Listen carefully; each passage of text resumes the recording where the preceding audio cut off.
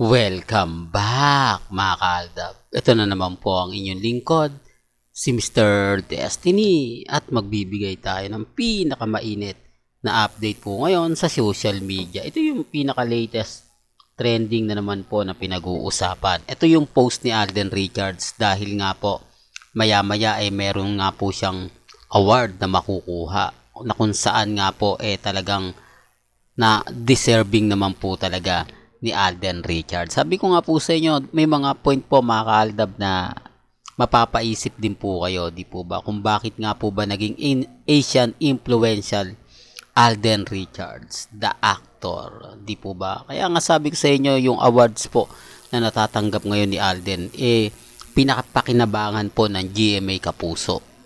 Real to kaya mga kaaldab, kaya nga sabi ko sa inyo, kampante lang tayo Di po ba? Maging matatag lang po kayo. Huwag po kayong papaapekto sa mga sinasabi at pahayag ng iba. Sabi ko nga po sa inyo, relax lang po tayo.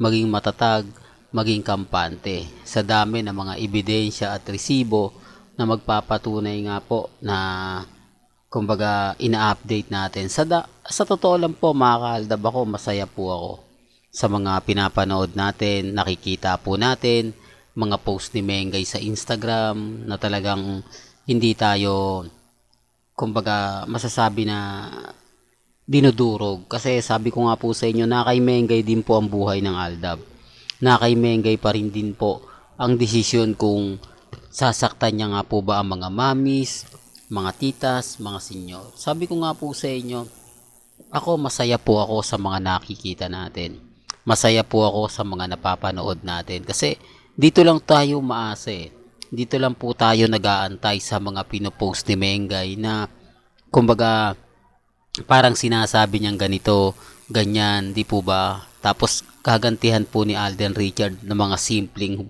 hugot lang po. Di po ba? Real talk to mga kaaldab.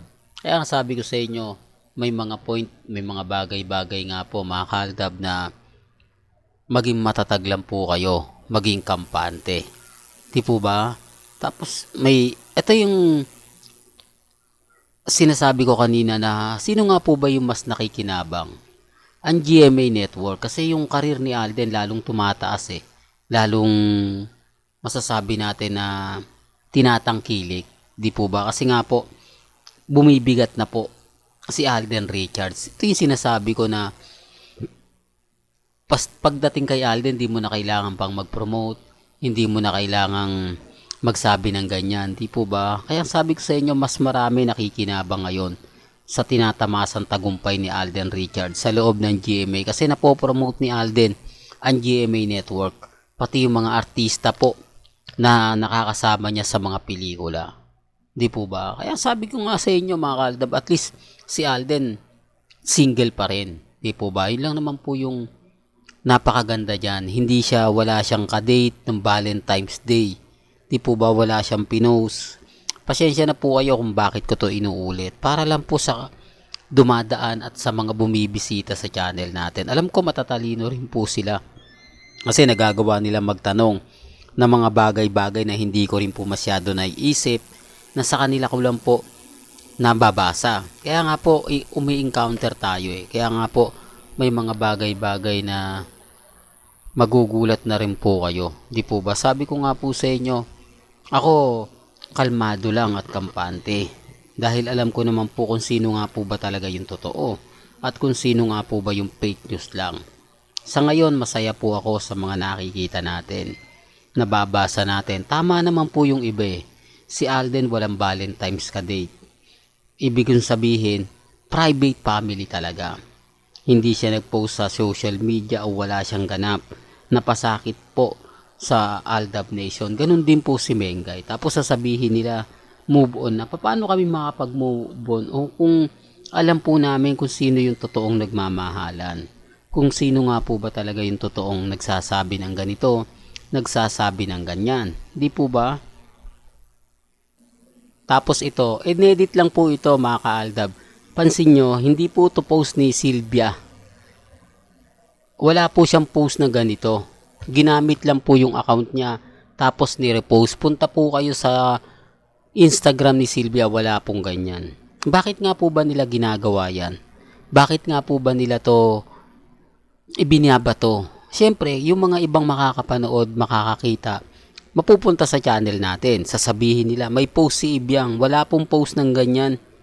Real talk to mga kaaldab. Kaya ang sabi ko sa inyo, mas iba po kasi kapag ka-updated ka. Iba po kasi kapag lagi ka nasa Instagram, Twitter, Facebook, mga website, may kita mo. Kaya nga po nagulat na lang po ako na may mga ganyang naglabasan. May mga ganyan na senaryo na meron palang ganyan, Mr. Destiny. Di po, wala po. Subukan yung tignan. Siyempre, kailangan natin tignan. Sabi ko nga po sa inyo, ako yung magiging dami ninyo.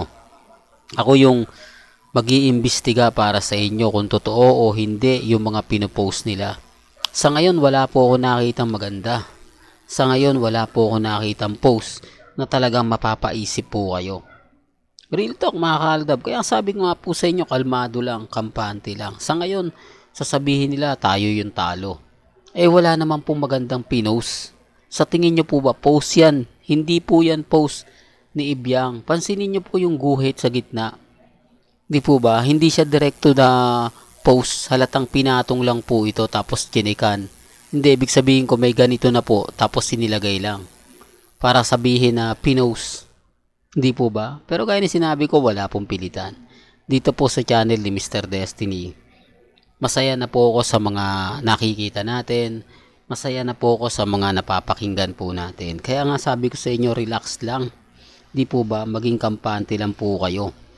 Kasi, kumbaga hindi ako nagpapa-apekto, hindi ako nagpapatinag. Lalo na po pagdating sa social media. Tapos sasabihin nila na, Mr. Destiny, fake news ka, wala nang katotohanan yung mga sinasabi mo. Wala naman pong problema yon. Hindi naman po ako namimilit eh. Kung fake news na, di okay lang. Di po ba? Yan ang isa sa akin na inisa nila.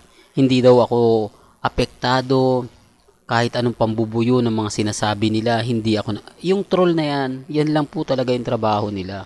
Yung troll na yan, sila po talaga yung gumagawa at hindi po ako. Sa tingin nyo, gagawa po ba tayo tapos tayo rin mag-aano? Hindi po. Hindi po natin gagawin yan. Alam po nila yan. Kaya nga po binibintang sa akin dahil gawain po nila eh. Real talk mga kaaldab. Walang gandito na lang po ang ating latest updates. Kaya kung gusto nyo pa po ng pinaka-latest at sariwang update, abay tumutok lang po kayo dito po sa channel ni Mr. Destiny para updated po kayo sa mga latest at sa mga bagong video po na ilalabas po natin maya-maya lang. Kaya kung bago ka lang sa channel na to at isa kang true-blooded Aldab Nation na nagmamahal po kila Mengay at Isoy, tama po ang channel na pinuntahan mo. Kaya consider na po kitang bagong subscriber. At huwag mong kalimutang i-share ang mga video po natin sa mga mami, sa mga titas, at sa mga senyor. Hanggang sa muli, salamat po sa panonood at pakikinig.